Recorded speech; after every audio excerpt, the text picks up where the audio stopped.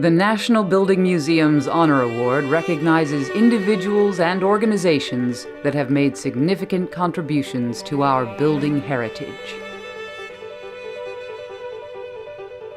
For our 24th Honor Award, we celebrate Civic Innovators.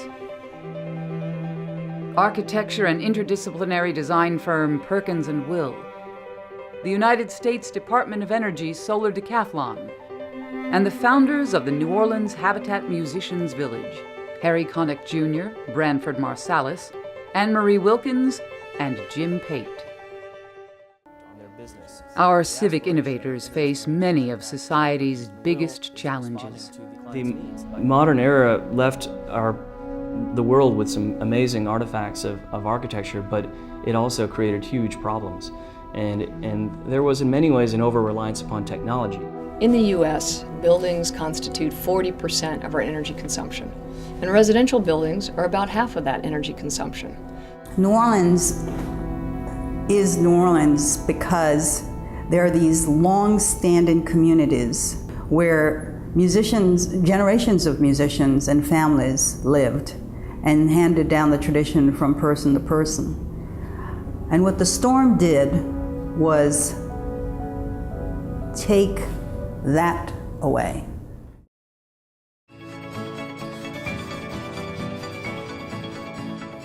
Perkins+Will has been around for 75 years now, and we've gone through many sort of phases of the firm, and I think recently Perkins+Will has become a firm that actually is very comfortable with change and renewal. As one of the largest design firms in the world, Perkins+Will could lead their industry by simply producing good work. But their spirit of change drives them to improve the places we inhabit. Phil Harrison has made a point that if you have an interest or if you have an idea, to get it out there, that this firm is about innovation.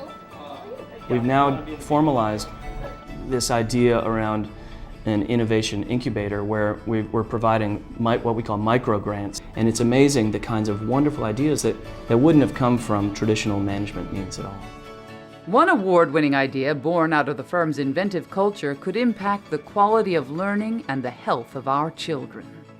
The typical portable classrooms, they're basically like black boxes. There are no windows, they're overcrowded, they're either too hot or too cold. They're just not hospitable. There are over 300,000 existing classroom trailers in the United States. So, that right there is the need for change. Alan's solution was to develop the P-Pod, a healthy, sustainable, portable classroom. It brings a lot of natural daylight into the classroom. You can open the classroom up to the outside. The building is a teaching tool, so you can learn about how the building's constructed from environmentally friendly materials. And I do think in the next 10 years, you will see this concept all over the country. One of the things we're excited about these days is just how intellectual curiosity in a number of different areas of our practice can lead to just a new perspective. And a lot of this came out of our thinking around sustainability and how green design touches everything. Often described as the world's leading sustainable design firm, experts at Perkins+Will, such as Robin Gunther, are passionate about innovations that unite sustainable building with human well-being. Healthcare is the largest service sector in the U.S. economy. It has an unparalleled opportunity to model for consumers healthier ways of living, and at the same time, through its enormous purchasing power, transform the building materials industry. The next phase of sustainability, moving beyond buildings that do less harm to living buildings that do no harm, and then regenerative buildings that actually repair some of what's already been lost. But their expertise is not just devoted to large national and international design issues. Perkins+Will is deeply invested in their communities. We realized about 4 years ago that we weren't talking enough explicitly about our social values in our firm. And so we formalized our social responsibility initiative, whereby 1% of all of our billable hours are contributed for free to to mainly local organizations in need in our communities. They were one of the very first large firms to participate in that program. And that was significant because an investment of 1% of your resources for a large firm, say a firm of 1,000, that's 10 people working full-time pro bono. By contributing design services and leading in their communities, each of their 1,600 employees can make a substantial local impact. The next generation of leaders at Perkins+Will, and in particular in urban design, they really embody, I think, what civic innovation needs to be about. And I think that's where it begins. It begins by understanding your community, being involved in your community. Then you begin to talk about civic innovation.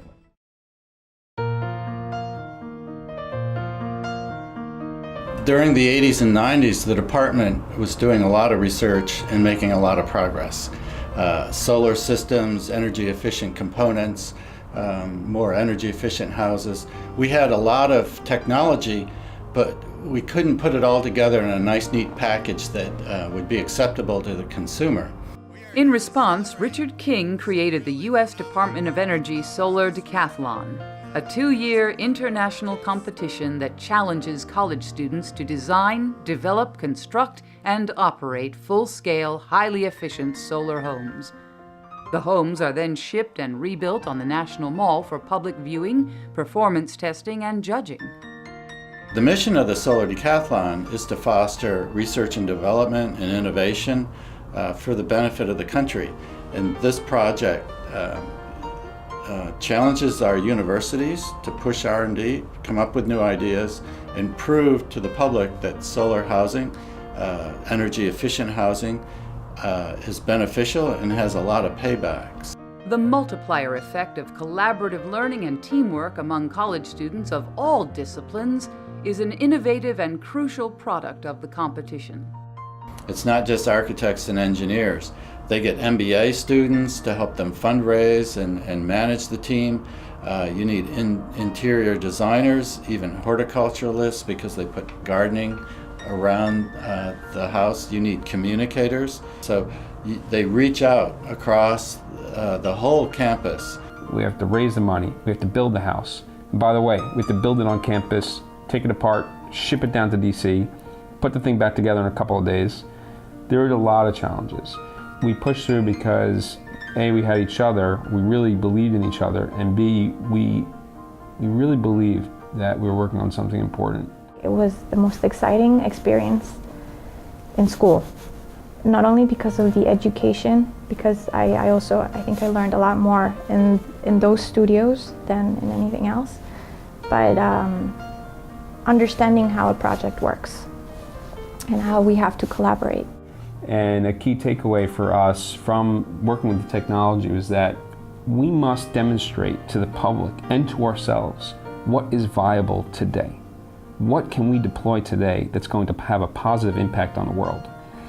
Another crucial function of the Solar Decathlon is to teach and inspire the public about viable, affordable, sustainable housing and energy solutions. Energy literacy is so important for the public because we estimate by just changing our behavior, we can reduce our energy consumption by 20 to 25% without reducing the quality of our lifestyle.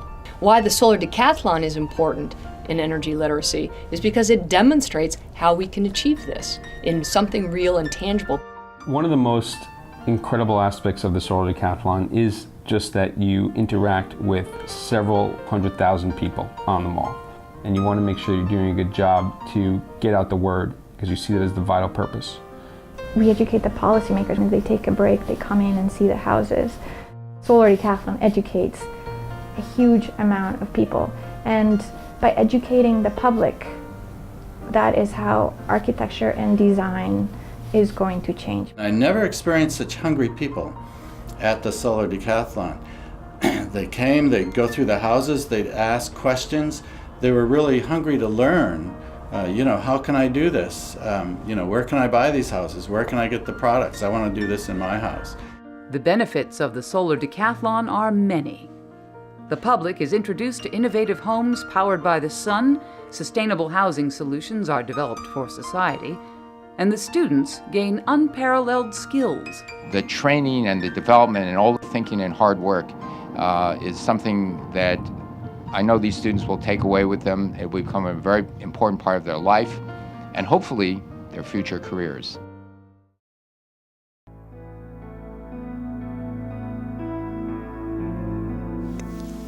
I was on tour in Brazil at the time when Hurricane Katrina hit. And so I wasn't able to evacuate. I wasn't able to salvage anything except the clothes on my back and my base. In the wake of one of America's greatest natural disasters, New Orleans' built environment was almost destroyed. But our society nearly paid a much greater cost, had it not been for a few visionaries who urgently worked to save a defining part of our cultural heritage. We were all talking about what we could do, what concretely we could do. It was an idea that we could use this catastrophe to try to help other people, but particularly musicians. Our original idea was just to build as many houses as we could to try to get these displaced musicians and other people that lived in New Orleans back home. For Anne-Marie, Branford, and Harry, the idea quickly evolved from just building houses.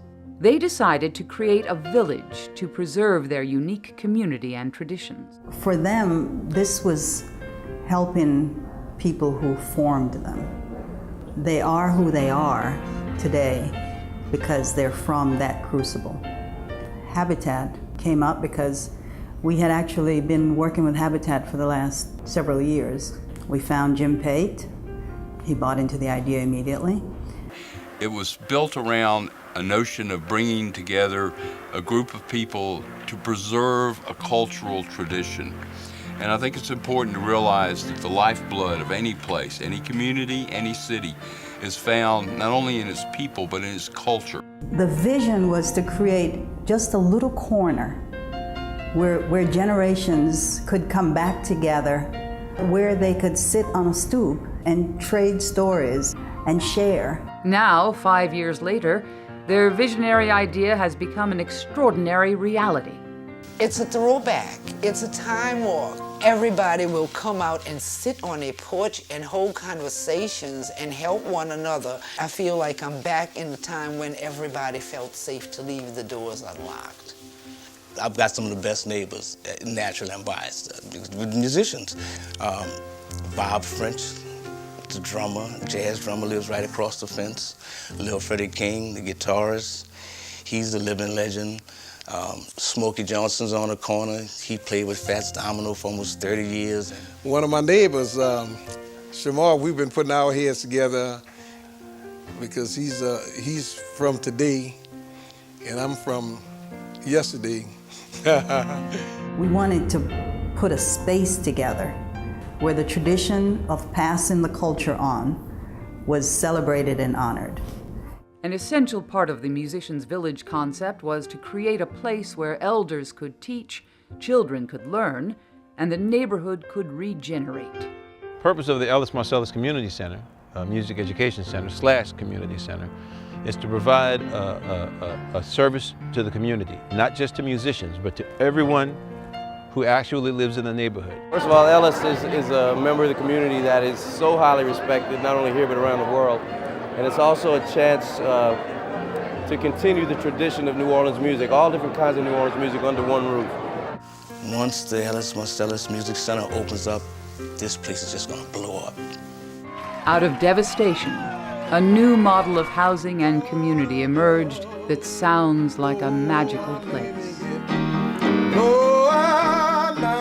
When Harry and Branford and Anne-Marie brought this vision in, it actually helped us coalesce an approach to rebuilding that would be a habitat approach that involved home ownership, decent, safe, and affordable housing for hardworking, in this case, musicians.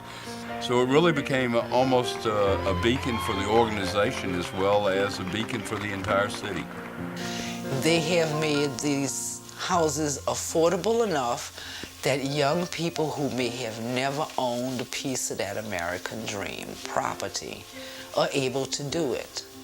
We hope that we've created a model that others can emulate. It was hard, it was crazy for us to embark on something like this, but by God, we did it. Our civic innovators imagined a more vibrant, healthy, equitable, and resilient society, and they shifted the course of our built environment to achieve it. The most difficult part of producing this change is finding the capacity to lead in the unknown and to never back down from that. I love it. Like I've said once before, you know, being here in the Musicians Village, being here in this home, I really feel like I'm wrapped in my mother's arms. All these kids from all other universities that I don't know if everybody knew what they were doing or what they were into, but they were so enthusiastic and they believed in the idea so strongly that nothing could stop us.